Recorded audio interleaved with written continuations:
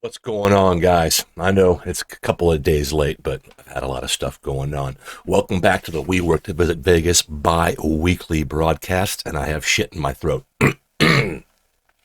Probably going to edit that out, but that feels much better. How the hell's everybody doing?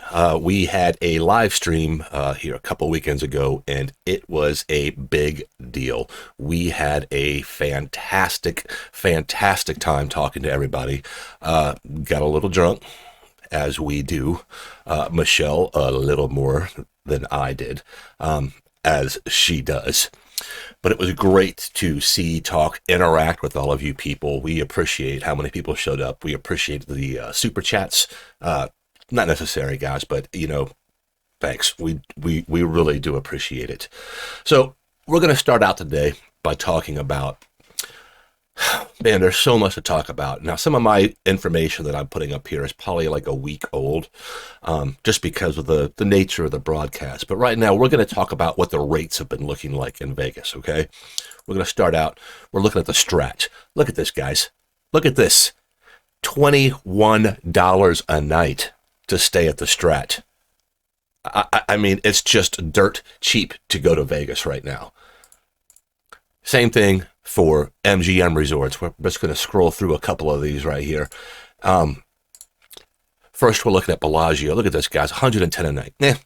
That's about where Bellagio should probably be.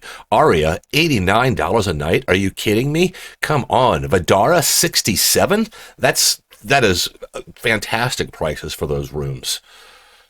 Let's go to the next slide. MGM Grand, $38 a night, people. $38. No wonder we're getting different clientele in Vegas right now. So we've got the Delano from, what is that? I can't see it. Oh, sorry, guys. I got to do the old man thing. $61. Park MGM, $129. Really? That seems really high for Park MGM compared to, why would the Park MGM be more a night than the Bellagio? The Nomad is at $110. Well, I don't understand Park MGM's thinking there. New York is at $31. Luxor, $26 a night, and Excalibur from $20 a night, people. I mean, good Lord. That is a lot. That is dirt cheap. Dirt cheap. Hopefully we can get things moving here very, very shortly, get everybody back to Vegas, and get everybody back where they belong. Moving on. A little bit more news. The Zumanity show at New York is closing. Permanently closing after 17 years. I did not realize that Zumanity have been playing for 17 years. We went and saw it, and we really enjoyed it. That's one of those, you either really like it or you really hate it. I've heard a lot of different opinions on it, but I haven't. I've either heard they loved it or they hated it. There wasn't a whole lot of in between. But just so you know, I mean, this is what's going on right now, guys. Cirque's having to close down shows. It's just the state of things right now. Nobody out there is making money except for the casinos. As of about a week and a half ago, they put some more restrictions in place in the hotels. The hotel rooms not included in the mitigation efforts, but casinos must reduce capacity to 25%. So the hotels can be completely full, which they're not, but hence the $20 a night room rates. But casino capacity has to be down to 25%. Wow. I mean, I've seen some videos and stuff. Doesn't look like they've been doing a great job with that. But honestly, guys, Vegas is just empty right now. In other news, speaking of low rates, low occupancy, the Palazzo is shutting down. They're just shutting down the hotels, the hotel portion of it. The casino is still going to be open, but the hotel section of it is closed indefinitely. Also, because of the COVID stuff, Virgin Hotels, the old Hard Rock, that's been pushed back. It's been pushed back a couple of times already, and it was pushed back to, what does that say there, January 15th. Well, it's been pushed back again, but now there is no hard, firm opening date. And speaking of Virgin Hotels, if you weren't aware, apparently Virgin is taking over the hotel itself, but they're not going to run the casino. Mohegan Sun Gaming is going to be taking over the casino portion of it. So that's their first foothold in the actual Las Vegas on the Strip. So we're going to see how that goes for them, and what kind of, we don't have Mohegan Sun anything around here, so I don't have any idea what their comps look like, what their play rewards look like, or anything like that. If you know, I mean, comment down below. Let me know what's going on. So this is, I don't know if this is rumor or what's going on, but it looks like Las Vegas Sands may be looking to get out of Las Vegas. They're making all their money over Macau right now. And it looks like MGM Growth, which is the company, if you follow along, MGM Growth is actually who runs like the Bellagio and things like that. So basically, they own the Bellagio at MGM Growth, but MGM Resorts leases from their own company, MGM Growth. It's a money thing. I don't pretend to understand how all of it works, but yeah, it looks like they are looking at the Palazzo and maybe the Expo Center, MGM that is. So you know, I kind of like the competition, guys. Having all MGM would be horrible. Having all Caesars would be horrible. I just don't think any of that would be a great thing.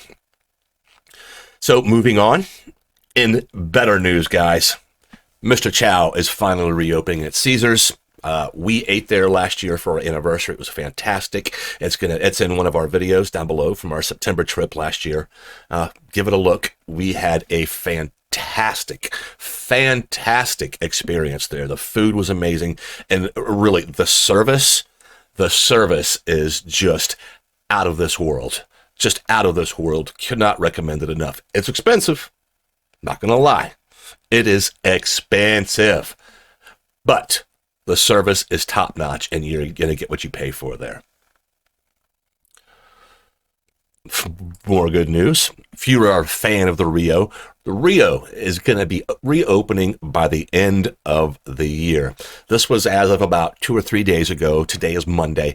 So hopefully this still moves forward. I would love to see all these properties getting opened back up. We're going to see what's going on. And just this caught my eye. You know, a lot of people, when they fly out to Vegas for the first time, they will go to like Orbitz or Priceline or any of these sites, right? But apparently, Las Vegas, the city of Las Vegas is suing about 20 of these firms because what they've been doing, they buy blocks of rooms from the hotels, the resorts, at a lower, basically, bid rate, okay? But the thing is, they sell they sell the rooms on their websites at a higher price than what they paid for it, but they're not giving Las Vegas the taxes from the differential but from what they paid for it and what they actually sold it for. So Las Vegas is not happy about that. So in other Vegas vlogger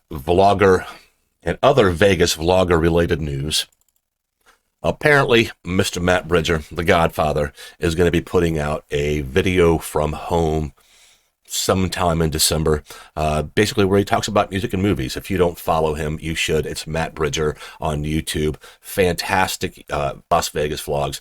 And I'm really looking forward to seeing this one, even though it's not Las Vegas related, because the man is a music and horror movie buff. And I mean, you can see by the thumbnail up here, he's got some cool shit.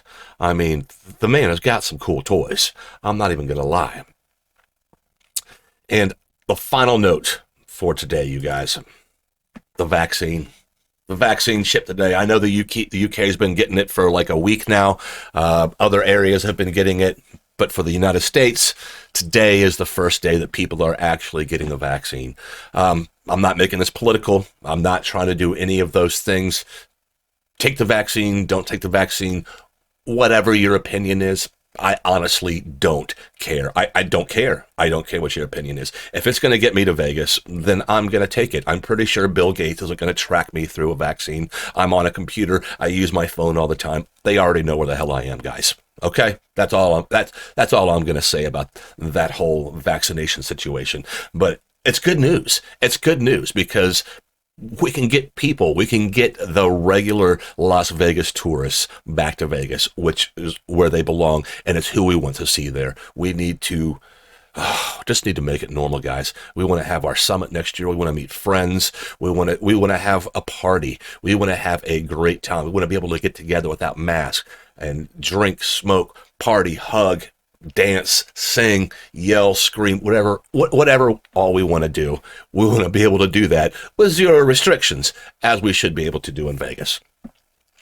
Anyways, guys, this was kind of a short one because there's just nothing's changing in Vegas right now. I mean, trying to come up with good news for Vegas right now is not easy. Everything right now is still kind of negative. I can report closings, I can report shutdowns, I can report jobs being lost, but I try to make this more of an upbeat kind of thing. I have to report some of that. I have to talk about some of that.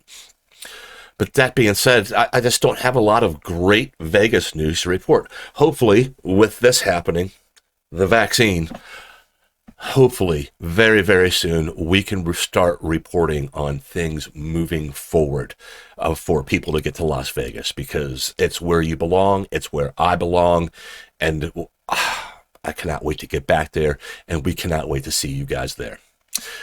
Thanks for watching, guys. I hope you enjoy this format. Give it a thumbs up if you do. Give it a thumbs down if you don't. Comment down below on anything you've seen on here, and please make sure you subscribe.